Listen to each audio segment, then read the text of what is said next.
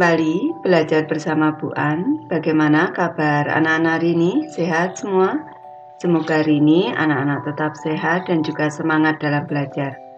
Kali ini Bu An akan membahas materi buku tematik kelas 2, tema 8, subtema 3, aturan keselamatan di perjalanan, pembelajaran 6. Materi ini ada di halaman 149 sampai dengan 157.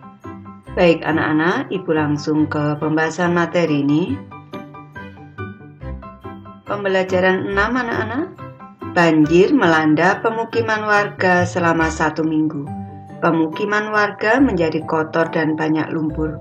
Udin dan teman-teman berusaha membantu.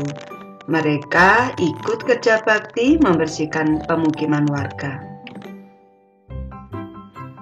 Ayo mengamati anak-anak. Amati gambar berikut dengan teliti. Tampak pada gambar di sini, Udin dan teman-teman sedang membantu warga bekerja bakti membersihkan lingkungan yang kotor dan becek. Ada dialog antara ayah dan anak-anak di sini.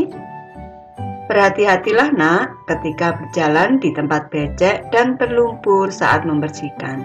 Anak-anak menjawab, "Ya ayah." Apa isi percakapan Udin dan teman-teman? Tentu anak-anak sudah tahu, mereka harus berhati-hati saat membersihkan tempat yang becek dan berlumpur. Mengapa Udin dan teman-teman harus berhati-hati ketika berjalan? Karena kalau tidak berhati-hati bisa terpeleset. Tahukah kamu aturan berjalan di tempat becek dan berlumpur? Coba diskusikan dengan temanmu. Baik, di sini Ibu memberi contoh aturan berjalan di tempat becek dan berlumpur anak-anak. Yang pertama, berjalan pelan-pelan dan hati-hati. Kedua, memakai sepatu boot atau sepatu karet. Ketiga, hindari genangan lumpur yang dalam. Keempat, pandangan fokus pada jalan yang dilalui. Kelima, berjalan jangan sambil bergurau.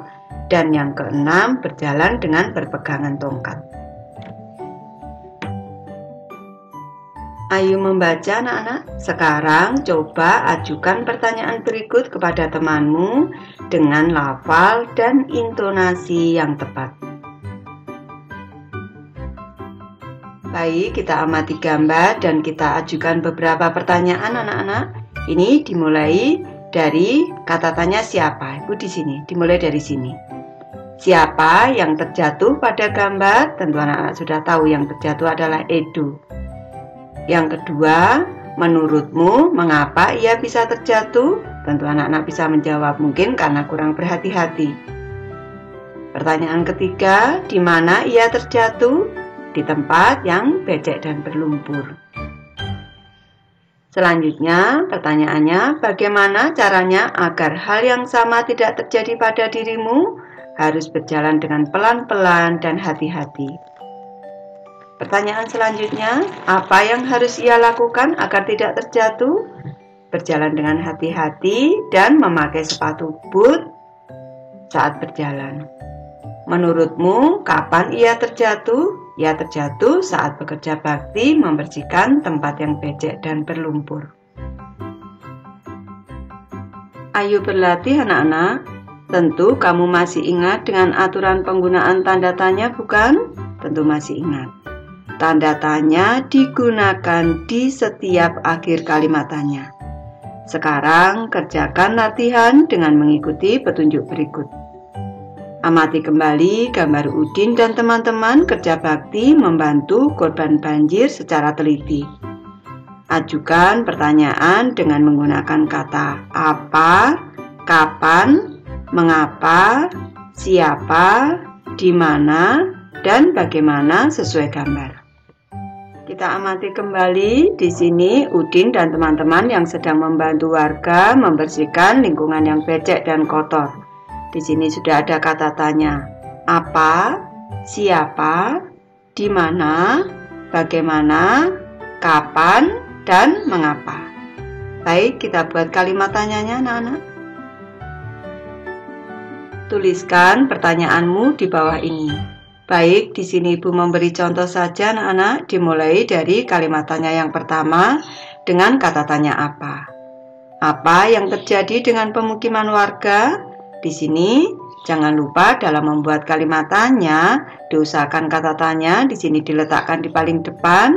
Awal kalimat tanya menggunakan huruf kapital, akhir kalimat tanya diberi tanda tanya. Kalimat yang kedua dengan kata tanya kapan. Kapan banjir melanda pemukiman warga? Kalimat ketiga dengan kata tanya mengapa. Mengapa bisa terjadi banjir di pemukiman warga? Kalimat tanya keempat dengan kata tanya siapa anak-anak? Siapa yang bekerja bakti membersihkan pemukiman warga? Kalimat kelima, di mana warga mengadakan kerja bakti? Dan kalimat keenam, bagaimana keadaan pemukiman setelah diadakan kerja bakti? Sekarang coba bacakan pertanyaan yang kamu buat dengan lafal dan intonasi yang tepat. Ayo mengamati anak-anak, amati kembali gambar Udin dan teman-teman saat kerja bakti membantu korban banjir. Udin dan teman-teman berbeda agama. Mereka juga berbeda suku bangsa. Walaupun berbeda, Udin dan teman-teman kerja bakti dengan semangat tinggi. Sikap mereka mencerminkan sikap hidup rukun dalam keragaman. Sikap hidup rukun merupakan wujud persatuan dalam keragaman. Ayo berlatih anak-anak, kerjakan latihan mengikuti petunjuk berikut. Amatilah gambar berikut ini secara teliti. Tentukanlah gambar yang menunjukkan kegiatan kerja bakti dalam keberagaman. Berikan tanda centang pada gambar yang sesuai. Baik, kita amati gambar yang pertama anak-anak. Tampak pada gambar yang pertama di sini, ini adalah sikap persatuan dalam keragaman saat berolahraga atau saat bermain. Jadi tidak kita centang. Lanjut ke gambar kedua, tampak di sini ini menunjukkan sikap persatuan dalam keragaman saat piket kelas atau saat kerja bakti. Jadi ini kita centang anak-anak. Ke gambar ketiga anak-anak, tampak pada gambar di sini ini Udin dan teman-teman bekerja bakti. Ini menunjukkan sikap persatuan dalam keragaman saat bekerja bakti. Jadi ini kita centang. Ke gambar keempat, tampak di sini ini menunjukkan sikap persatuan dalam keluarga. Ini saat rekreasi anak-anak karena naik delman. Ini jadi tidak kita centang.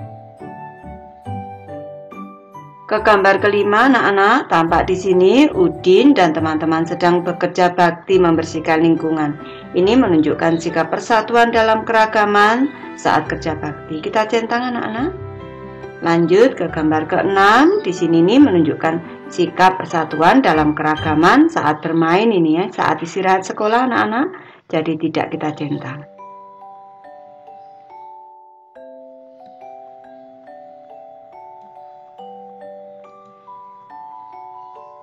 Ayo mencoba. Sekarang pilihlah salah satu gambar yang menunjukkan kegiatan kerja bakti dalam keragaman. Praktikkan kegiatan tersebut di depan temanmu. Baik, nanti anak-anak bisa mencoba mempraktikkan sendiri nih. Ayo mengamati anak-anak. Masih ingatkah kamu berapa lama banjir melanda pemukiman warga? Tentu anak-anak masih ingat 1 minggu. Banjir melanda pemukiman warga selama 1 minggu bukan? Ya. Masih ingatkah kamu berapa hari dalam 1 minggu? Tentu anak-anak masih ingat. Aku ingat. 1 minggu ada 7 hari, yaitu Senin, Selasa, Rabu, Kamis, Jumat, Sabtu, dan Minggu. Amati juga gambar kalender berikut dengan teliti. Ini adalah kalender bulan Januari tahun 2017 anak-anak. Di sini ada tahun baru 2017. Banjir melanda pemukiman warga mulai hari Senin tanggal 2 Januari 2017. Banjir melanda selama 1 minggu. Jadi banjir berakhir hari Senin tanggal 9 Januari 2017.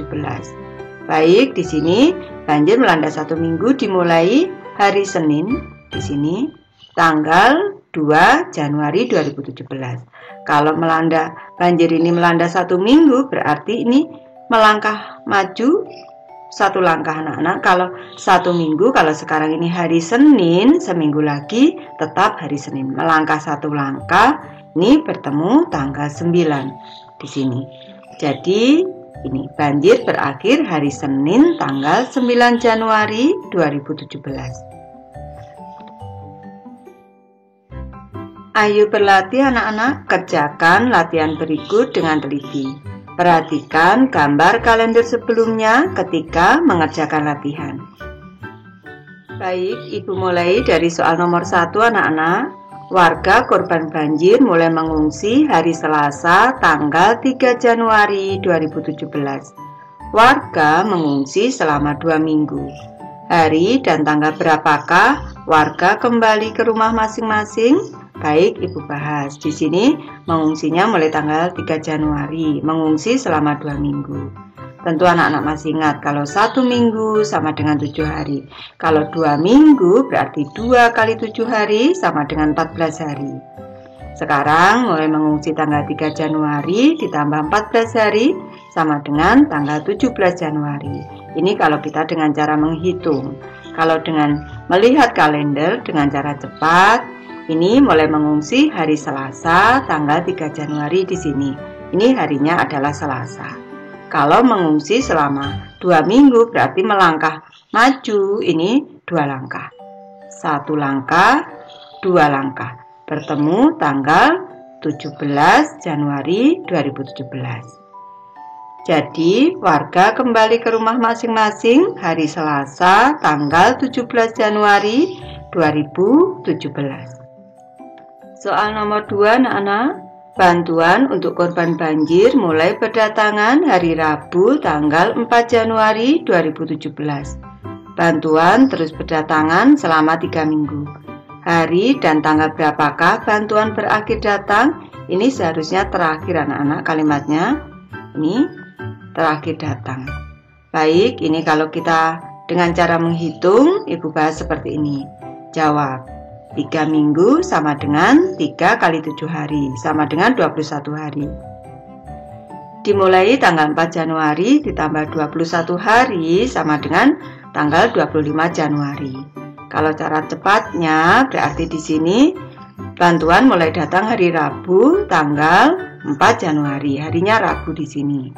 Ini bantuan berdatangan selama 3 minggu. Berarti kita melangkah maju 3 langkah. 1, 2, 3. Bertemu tanggal 25 Januari. Harinya tetap Rabu. Jadi bantuan terakhir datang hari Rabu tanggal 25 Januari 2017. Soal ketiga anak-anak, warga mulai membersihkan pemukiman hari Sabtu tanggal 7 Januari 2017. Pemukiman benar-benar bersih setelah dibersihkan selama 2 minggu.